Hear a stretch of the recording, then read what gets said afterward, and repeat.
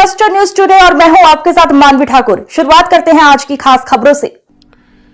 देखिए, इस तरह के अतिक्रमण जब भी हटते हैं तो ये तो स्वाभाविक सी चीज़ें हैं कि ये चीज़ें होती हैं, इन पर कोई बहुत बड़ी ले दे की बात भी नहीं है। सवाल सबसे बड़ा इस कार्रवाई में ये है कि हमारी जुडिशरी को इन बातों पर फैसला देने की और इस तरह के केसों को एंटरटेन करने का वक्त कैसे मिल जाता है, जबकि हमारे पास 3.5 करोड़ केस पेंडिंग हैं।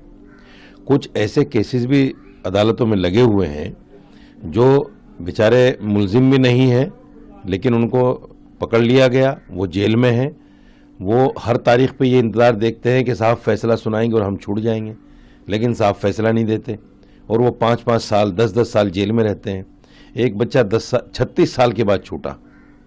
ये हमारी जुडिशरी की जो कोताही है, इस पर कभी कोई बात नहीं करता। ये बहुत बड़ा सवाल है कि मस्जिदों के लिए वक्त क्यों मिल जाता है।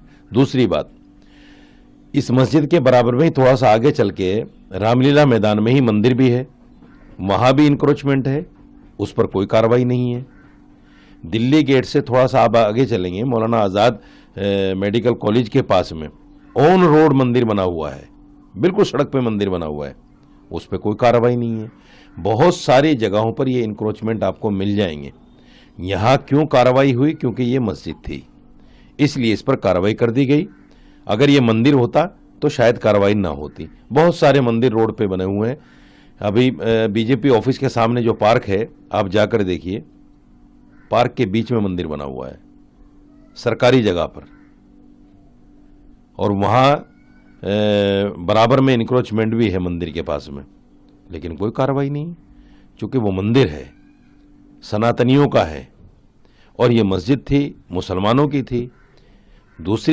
तीसरी और आखिरी बात यह है कि यहाँ जो इंक्रोचमेंट के नाम पर जिसको तोड़ा गया, वो जगह किसी अनऑथराइज काम के लिए नहीं थी। वहाँ गरीब बच्चियों की शादियाँ होती थी, वहाँ डायलिसिस सेंटर था। आप मुझे बताइए, एमसीडी ने, ये जुडिशरी ने जो भी फैसला दिया है, तोड़ा गया, जितने लोग वहाँ डायलिसिस कराते थे उनकी ज़िंदगी का जिम्मेदार कौन होगा? डायलिसिस ना होने की वजह से अगर मर गए लोग तो कौन जिम्मेदार होगा इसका? वो गरीब बच्चियाँ जो शादी के लिए अपनी डेट लिए बैठी थी कि हमारी शादियाँ होंगी, उनकी शादियाँ नहीं हो पाएंगी, वो कैसे होंगी, कहाँ से होंगी? तो ये कुछ ऐसे सवालात हैं जो लोगों के सामने आना चाहिए और इस तरह के फैसले आनन फानन में नहीं देना चाहिए। उसकी बहुत गंभीरता से जांच हो, यहाँ क्या है, क्या होता है, क्यों होता है। हज, ये दिल्ली वक्फ बोर्ड की मस्जिद है और दिल्ली वक्फ बोर्ड सरकार के अधीन है।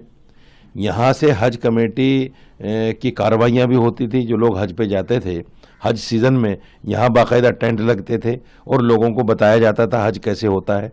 ये सारे गवर्नमेंट के अंडर की चीज़ें हैं, कोई भी ऐसी चीज़ नहीं है कि वहाँ माफ़ कीजिएगा अनऑथराइज हो।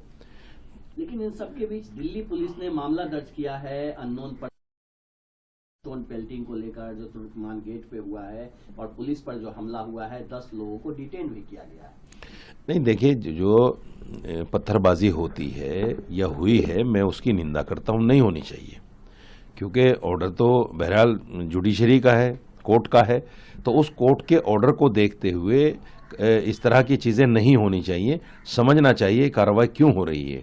लेकिन जो मैंने सवाल उठाए हैं वो भी तथ्यात्मक हैं, उस पर भी जुडिशरी को भी सोचना चाहिए और पुलिस को भी सोचना चाहिए कि ये कार्रवाई सिर्फ मुसलमान देखकर या मस्जिद देखकर क्यों की जाती है।